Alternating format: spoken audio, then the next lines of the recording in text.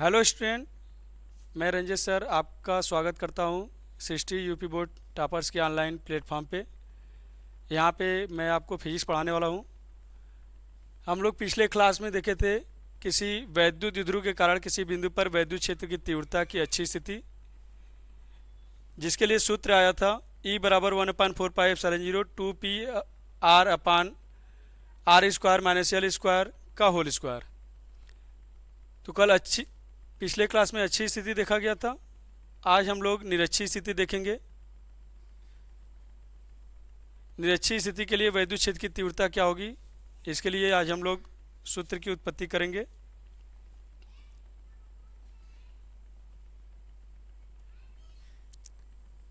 तो निरक्षीय स्थिति के लिए पहले हम लोग वैद्युत द्विध्रुव बनाए। वैद्युत द्विध्रुव हमने पिछले क्लास में बताया था, एक माइनस आवेश और एक प्लस आवेश एक दूसरे से कुछ दूरी पर होते हैं, तो इसी को वैद्युत द्विध्रुव कहा जाता है। यहाँ पे माइनस आवेश, ये प्लस आवेश एक दूसरे से 2l दूरी पर है। अब इसके कारण हमें वैद्युत क्षेत्र की तीव्रता बतानी है, लेकिन निरक्षीय स्थिति के लिए। निरक्षीय स्थिति होता क्या है, इन दोनों आवेशों को मिलाने वाली रेखा के मध्य बिंदु, दोनों आवेशों को मिलाने वाली रेखा के मध्य बिंदु के लंबवत खींचे गए अक्ष को निरक्ष कहते हैं।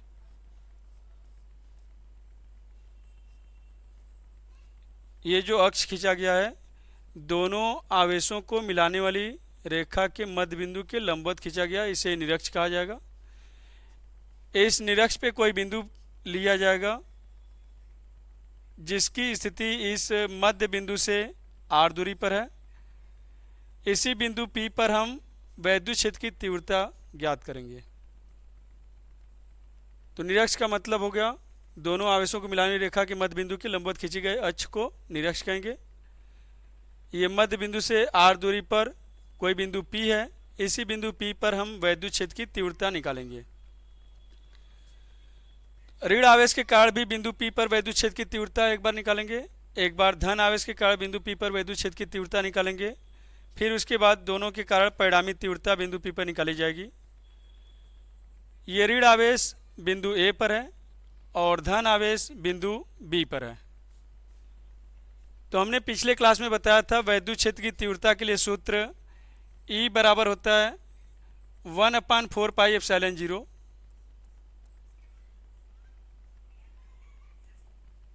E बराबर 1/4πε0 Q/r²। मतलब हमें किसी आवेश के कारण किसी बिंदु पर वैद्युत क्षेत्र की तीव्रता चाहिए, तो उस आवेश से हमें बिंदु के बीच की दूरी पता होनी चाहिए। तो यहाँ पे धन आवेश से बिंदु P के बीच की दूरी पता नहीं है और ऋण आवेश से भी बिंदु P के बीच की दूरी पता नहीं है।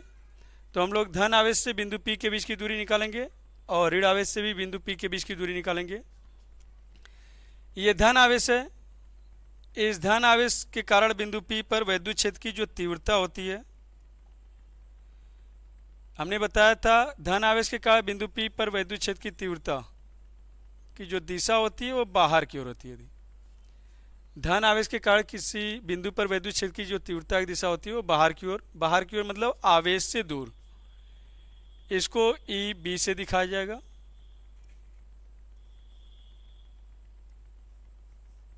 EB धन आवेश के कारण किसी बिंदु पर वैद्युत क्षेत्र की तीव्रता को EB से दिखाएंगे। ये बाहर की ओर है, मतलब आवेश से दूर। ये ऋण आवेश है, ऋण आवेश के कारण बिंदु P पर वैद्युत क्षेत्र की तीव्रता को EA से दिखाएंगे और इसका डायरेक्शन होगा आवेश की ओर। आवेश की ओर मतलब P से A की ओर, यहाँ पे आवेश से दूर मतलब B से P की ओर। तो ये EB, EA और EB, EA और EB दोनों का मान हमें निकालना है। तो EA और EB का मान निकालने के लिए हमें बिंदु B से P के बीच की दूरी पता होनी चाहिए और बिंदु A से P के बीच की दूरी भी पता होनी चाहिए।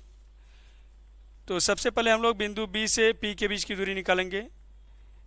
हमने बताया ये मध्य बिंदु है, तो ये हो जाएगा यल।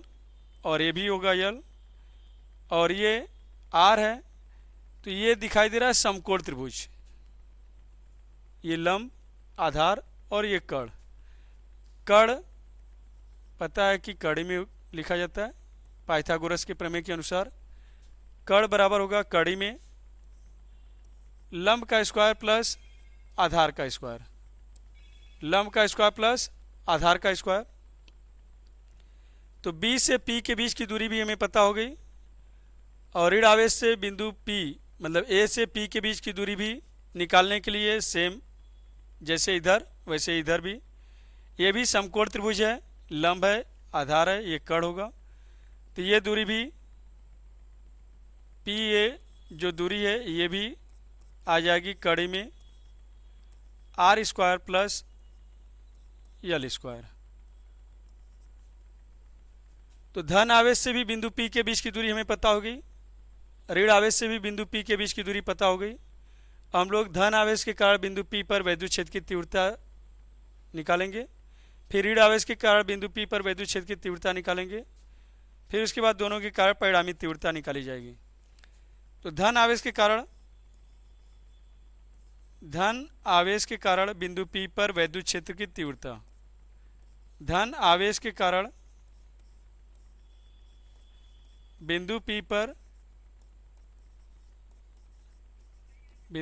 वैद्युत क्षेत्र की तीव्रता, धन आवेश के कारण बिंदु पी पर वैद्युत क्षेत्र की तीव्रता,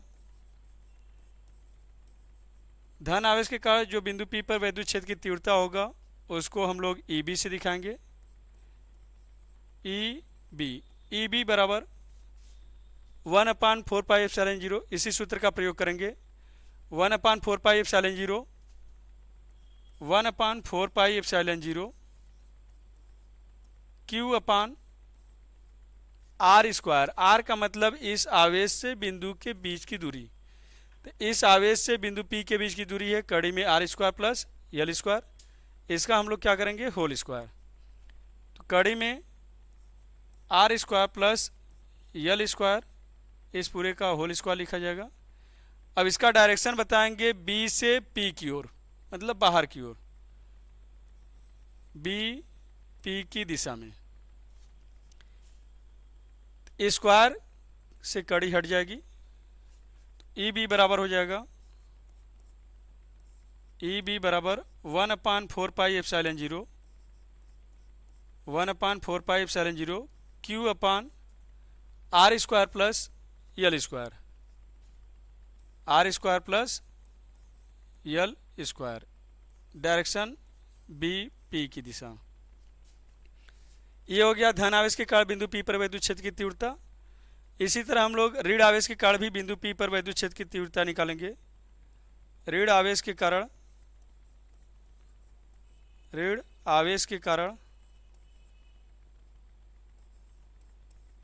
बिंदु पी पर वैद्युत क्षेत्र की तीव्रता, बिंदु पी पर वैद्युत क्षेत्र की तीव्रता, ऋण आवेश के कारण भी बिंदु पी पर वैद्युत क्षेत्र की तीव्रता, उसको ई ए से दिखाया जाएगा, ई ए से। ऋण आवेश के कारण बिंदु पी पर वैद्युत क्षेत्र की तीव्रता को ई ए से दिखाएंगे। ई ए बराबर भी 1/4 पाई एप्सिलॉन 0 क्यू अपान इस ऋण आवेश से बिंदु पी के बीच की दूरी, ऋण आवेश से भी बिंदु पी के बीच की दूरी सेम वही है, तो हो जाएगा R square plus L square, R square plus L square. इसका डायरेक्शन पी से ए की ओर, पी ए की दिशा। अब यहां से आप लोगों को दिखाई दे रहा होगा ई ए और ई बी दोनों का परिमाण बराबर है लेकिन दिशा अलग है। परिमाण बराबर है, दिशा अलग है। तो जब दो वेक्टरों का परिमाण बराबर हो, दिशा अलग हो, तो उनका जो परिणामी होता है वो उनके बीच से होकर जाता है। जब दो वेक्टरों का परिमाण बराबर हो लेकिन दिशा अलग हो, तो उनका जो परिणामी होगा उनके बीच से होकर जाता है, उनके बीच से। तो ये ई बी और ई ए का परिणामी ये ई इस डायरेक्शन में होगा।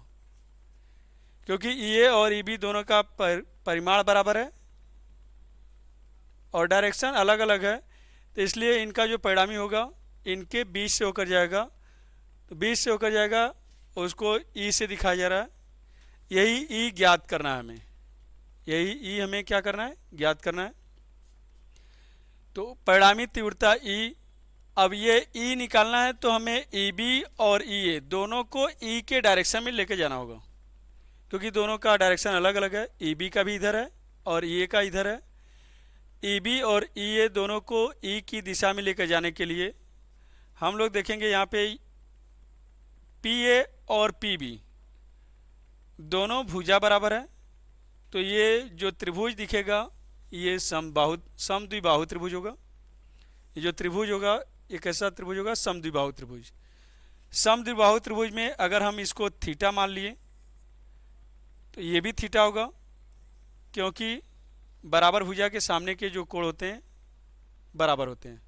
ये थीटा, ये भी थीटा, भुजा बराबर है तो कोण भी बराबर होगा। ये टोटल एंगल होगा थीटा थीटा। ये त्रिभुज का बहिष्कोण होगा, बहिष्कोण मतलब बाहर का कोण। बाहर का जो कोण होगा अंदर के दोनों कोणों के योग के बराबर होगा। ये थीटा, ये भी थीटा, तो पूरा एंगल 2 थीटा होगा। लेकिन ये बीच से होकर जा रहा है, ये थीटा थीटा पूरा टोटल 2 थीटा होगा, तो बीच से होकर जा रहा है, इसका मतलब ये थीटा और ये भी थीटा हो जाएगा। ई बी और ई ए दोनों को ही हम ई की दिशा में वियोजित करेंगे, क्योंकि ये वेक्टर है। तो जब किसी वेक्टर को किसी दिशा में ले जाना होता है तो उसका वियोजन किया जाता है। तो वियोजन के लिए यहाँ पे हम स्मॉल में बता दे रहे हैं, यदि कोई वेक्टर P, इस वेक्टर का ये क्षैतिज है और ये ऊर्ध्वाधर भाग है, ये क्षैतिज है और ऊपर ऊर्ध्वाधर है, और जो वेक्टर P है क्षैतिज के साथ थीटा कोण पर है। तो इस वेक्टर P को हम x अक्ष की दिशा में और y अक्ष मतलब क्षैतिज और ऊर्ध्वाधर दो भाग में वियोजित कर सकते हैं। तो क्षैतिज भाग में वियोजित करेंगे तो ये P cos थीटा होगा, और ऊर्ध्वाधर भाग में वियोजित करेंगे तो P sin थीटा। मतलब जो थीटा के पास होता है वह cos में होता है और जो थीटा से दूर होगा वह sin में होगा। इसी के आधार पे हम लोग वेक्टर ई बी और ई ए दोनों को ई की दिशा में वियोजित करेंगे। ई बी को ई की दिशा में वियोजित करने के लिए थीटा है, तो थीटा के पास, जो थीटा के पास वाला घटक होगा इसे लिखेंगे E B cos theta. Theta के पास वाला जो घटक होगा ई बी कॉस थीटा, और थीटा से दूर मतलब लंबवत घटक, थीटा से दूर मतलब लंबवत घटक, उसे ई बी साइन थीटा दिखाएंगे। E B sine theta, E B cos theta इस दिशा में और ई बी साइन थीटा ऊपर के डायरेक्शन में। सेम इसी तरह ई ए को भी वियोजित किया जाएगा। जैसे ई बी को वियोजित किया गया है, ई बी का ये क्षैतिज घटक और ये ऊर्ध्वाधर घटक, उसी तरह ई ए का यही थीटा है। तो थीटा के पास वाला मतलब इस डायरेक्शन में थीटा के पास वाला जो घटक होगा वह कॉस में होगा, तो इसे लिखेंगे ई A cos theta. E A cos theta यहाँ पे ऊपर लिख दिया जा रहा है, ई ए कॉस थीटा। ई ए का इस दिशा में घटक होगा ई ए कॉस थीटा, और नीचे की ओर जो घटक होगा वह ऊर्ध्वाधर घटक इधर आएगा E A sine theta. E A sine theta, E A sine theta और E B cos sine theta, ये दोनों एक ही बिंदु पर एक दूसरे के विपरीत हैं। E A sine theta, E B sine theta दोनों का परिमाण बराबर है, दिशा विपरीत है, इसलिए ये दोनों एक दूसरे के प्रभाव को निरस्त कर देंगे। तो हम ई ए साइन थीटा और ई बी साइन थीटा दोनों एक दूसरे के प्रभाव को निरस्त कर देंगे, इसलिए इन्हें हम लोग छोड़ देंगे। केवल ई की दिशा में दो घटक हैं, ई ए कॉस थीटा और ई बी कॉस थीटा, दोनों एक ही डायरेक्शन में हैं, इसलिए जो परिणामी होगा इनका दोनों के योग के बराबर होगा। और यहाँ पे इनका परिणामी जो होगा दोनों एक दूसरे के प्रभाव को निरस्त कर देंगे, इसलिए यहाँ पर परिणामी शून्य होगा। तो यहाँ पे लिख देंगे ऊर्ध्वाधर घटक, इसे थोड़ा सा ऊपर कर दिया जा रहा है,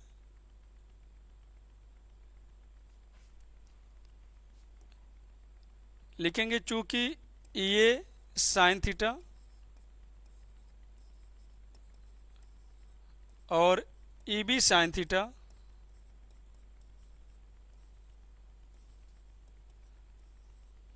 परिमाण में बराबर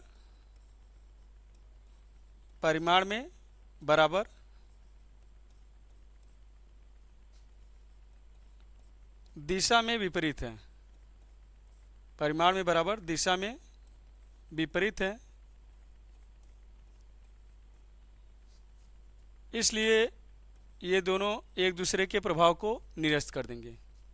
ये sine theta E B sine theta परिमाण में बराबर दिशा में विपरीत है, इसलिए ये एक दूसरे के प्रभाव को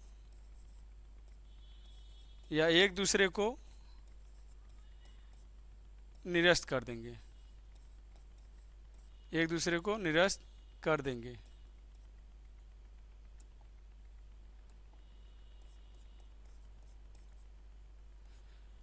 अर्थात केवल बिंदु P पर परिणामी वैद्युत क्षेत्र की तीव्रता ई बी कॉस थीटा और ई ए कॉस थीटा पर डिपेंड करेगा। अतः बिंदु P पर परिणामी तीव्रता,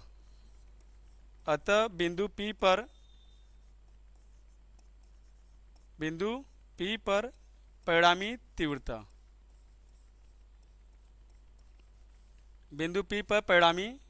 तीव्रता, अब बिंदु P पर जो परिणामी तीव्रता होगा उसे E से दिखाएंगे। E बराबर होगा E A cos theta plus E B cos theta, because दोनों सेम डायरेक्शन में है, इसलिए दोनों को ऐड कर देंगे। E A cos theta plus E B cos theta. अब चूंकि ई ए और ई बी दोनों का परिमाण बराबर है, mod of vector E A equal to mod of vector E B, दोनों का परिमाण बराबर है, इसलिए यहाँ पे ई ए का और ई बी का मान सेम होगा। तो हम लोग आगे देखते हैं।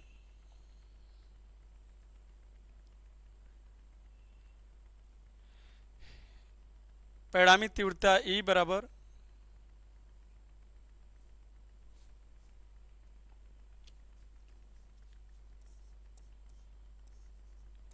ई ए का मान ज्ञात किया गया था 1/4πε0 Q/r² plus L² into cos theta, ये कॉस थीटा लिख दिया गया। यही मान ई ए का और ई बी का दोनों का सेम था, इसलिए यहाँ परिणामी लिख दे रहे हैं परिमाण 1/4πε0 Q/r² प्लस L²। E बराबर 1/4πε0 Q/r² plus L² into cos theta. Same यही ई बी के लिए भी होगा 1/4πε0 Q/r² plus L² into cos theta. Same चीज़ दो बार है, इसलिए हम लोग दो बार न लिखकर दो का मल्टीप्लाई कर देंगे। E बराबर 1/4πε0 2 Q cos theta r² plus L²। ये आ गया निरक्षीय स्थिति के लिए वैद्युत क्षेत्र की तीव्रता का सूत्र। लेकिन यहाँ पे हमने थीटा अपने से माना हुआ था, थीटा दिया हुआ नहीं था, थीटा अपने से क्या किया गया था, माना गया था, इसलिए हमें थीटा का मान वहाँ पे रखना होगा। तो यहाँ पे दिखाई दे रहा है ये कैसा त्रिभुज है, समकोण त्रिभुज। ये समकोण त्रिभुज है पी एम बी। तो समकोण त्रिभुज पी एम बी में हम लोग देखेंगे थीटा, कॉस थीटा बराबर होता है आधार बटे कण। कॉस थीटा बराबर होता है आधार बटे कण। हम कॉस का प्रयोग करेंगे क्योंकि वहाँ पे कॉस थीटा ही है, इसलिए कॉस थीटा का ही मान रखेंगे वहाँ पे। आधार है यल और कण है कड़ी में R square plus L square. Cos theta बराबर यल मतलब आधार बटे कण। कॉस थीटा बराबर होता है आधार बटे कण, तो आधार होगा यल और बटे कण है कड़ी में R square plus L square. तो नीचे जो कॉस थीटा है, नीचे जो कॉस थीटा है उसके स्थान पे यही मान रखना है, यल अपान कड़ी में R square plus L square. तो यहाँ पे कॉस थीटा के स्थान पे वही मान रखा जाएगा। तो ई बराबर हो जाएगा 1/4πε0 2q upon R square plus L square into cos theta के स्थान पे लिखेंगे L upon under root R square plus L square. अब यहाँ पे आपको दिखाई दे रहा है 2ql, इसी को वैद्युत द्विध्रुव आघूर्ण कहा जाता है। पीछे बताया गया था, फिर बता दे रहे हैं। हम लोग जानते हैं वैद्युत द्विध्रुव आघूर्ण P बराबर होता है Q इंटू 2l। वैद्युत द्विध्रुव आघूर्ण किसी एक आवेश के परिमाण और दोनों आवेशों के बीच की दूरी के गुणनफल के बराबर होता है। तो ये Q/2QL को हम लोग क्या लिखेंगे P, वैद्युत द्विध्रुव आघूर्ण। E बराबर हो जाएगा 1/4πε0, इसके स्थान पे लिखेंगे P अपान ये R square plus L square है और ये कड़ी में है, तो कड़ी का मतलब होता है पावर 1/2। कड़ी का मतलब होता है पावर 1/2। तो ये इसका पावर 1/2, इसका पावर 1, तो टोटल हो जाएगा R square plus L square whole की पावर 3/2। इसका 1 और इसका पावर 1/2, 1 और 1/2 हो जाएगा 3/2।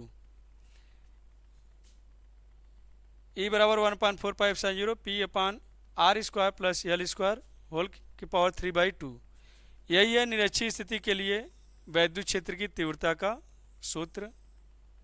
अब इसमें हम लोग देखेंगे यदि R is more greater than L, मतलब R का मान यल की तुलना में काफ़ी अधिक होता है, तो इसलिए हम R स्क्वायर की तुलना में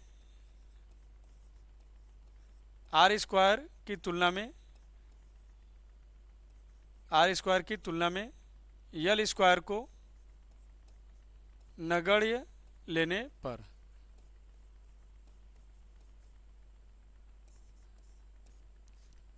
आर स्क्वायर की तुलना में यल स्क्वायर को नगण्य ले लिया जाएगा।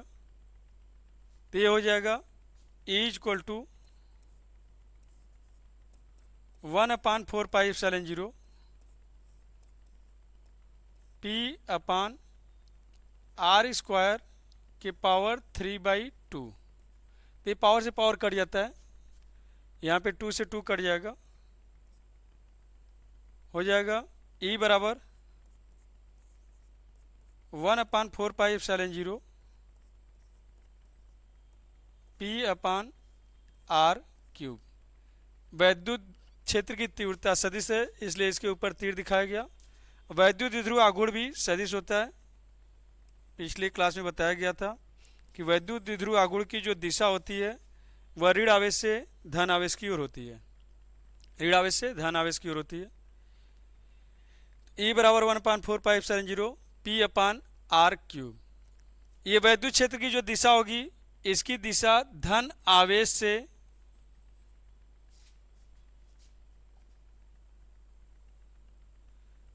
जो परिणामी वैद्युत क्षेत्र की तीव्रता है इस डायरेक्शन में है, अर्थात धन आवेश से ऋण आवेश की ओर, धन आवेश से ऋण आवेश की ओर। तो यहाँ पे वैद्युत क्षेत्र की तीव्रता की जो दिशा लिखेंगे, धन आवेश से ऋण आवेश की ओर, धन आवेश से ऋण आवेश की ओर। अगर कोई माध्यम होगा तो यहाँ पे एप्सिलॉन जीरो के स्थान पर के एप्सिलॉन जीरो लिख दिया जाएगा। माध्यम के लिए, माध्यम के लिए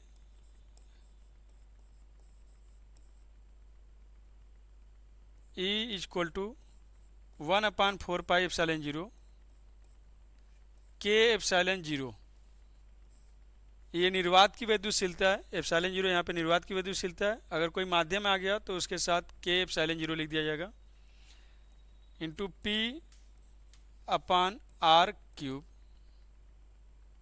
1/4 के एप्सिलॉन जीरो P/R³।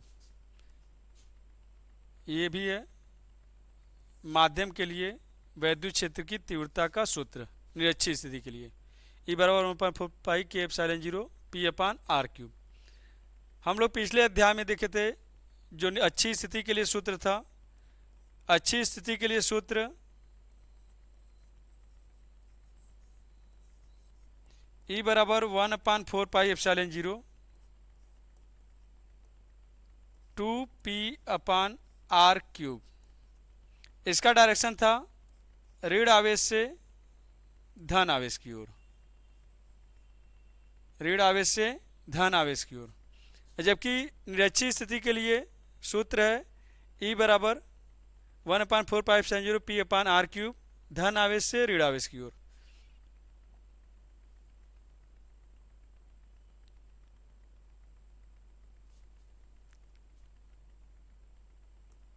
निरक्षीय स्थिति के लिए, निरक्षीय स्थिति के लिए सूत्र है 1/4 एप्सिलॉन जीरो 2 नहीं केवल P/R³। तो यहाँ से आप लोगों को दिखाई दे रहा होगा अच्छी स्थिति में वैद्युत क्षेत्र की तीव्रता निरक्षीय स्थिति में वैद्युत क्षेत्र की तीव्रता की अपेक्षा 2 गुनी होती है। मतलब अच्छी स्थिति में वैद्युत क्षेत्र की तीव्रता अधिक होती है, निरक्षीय स्थिति में वैद्युत क्षेत्र की तीव्रता कम होती है। ये अक्सर कंपटीशन में पूछा जाता है कि अच्छी स्थिति में वैद्युत क्षेत्र की तीव्रता अधिक होगी, निरक्षीय में अधिक होगी। कब अधिक होगी? तो अच्छी स्थिति में वैद्युत क्षेत्र की तीव्रता निरक्षीय स्थिति में वैद्युत क्षेत्र की तीव्रता से अधिक होती है। यहाँ पर इसका डायरेक्शन है धन आवेश से ऋण आवेश की ओर, मतलब दोनों का दिशा भी विपरीत होता है। इसका डायरेक्शन ऋण आवेश से धन आवेश की ओर और इसका डायरेक्शन धन आवेश से ऋण आवेश की ओर। तो यहाँ पे हम लोग दिखा सकते हैं जो अच्छी स्थिति होगा, अच्छी स्थिति में वैद्युत क्षेत्र की जो तीव्रता होती है वह निरक्षीय स्थिति में वैद्युत क्षेत्र की तीव्रता के 2 गुने के बराबर होती है। अच्छी स्थिति में वैद्युत क्षेत्र की तीव्रता निरक्षीय स्थिति में वैद्युत क्षेत्र की तीव्रता के 2 गुने के बराबर होगी और दिशा विपरीत होती है। ये माइनस का चिन्ह यही बताएगा कि डायरेक्शन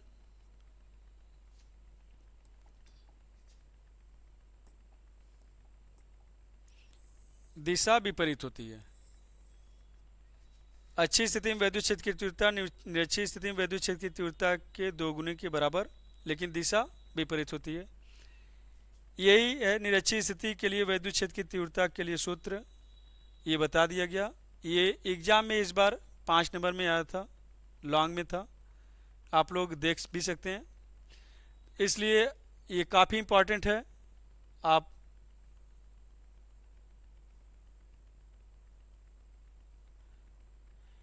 यही है, एक बार देख सकते हैं। निरक्षीय स्थिति के लिए वैद्युत क्षेत्र की तीव्रता बताई गई है।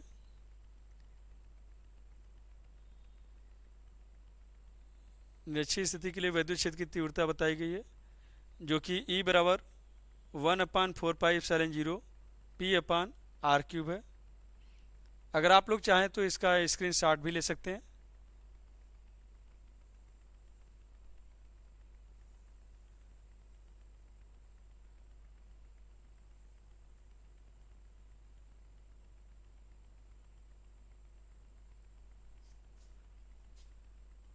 थोड़ा सा अधिक है। ठीक, तो आप लोग मूव करके देख सकते हैं। आज के लिए इतना ही, आगे हम लोग नेक्स्ट वीडियो में देखेंगे। Thank you.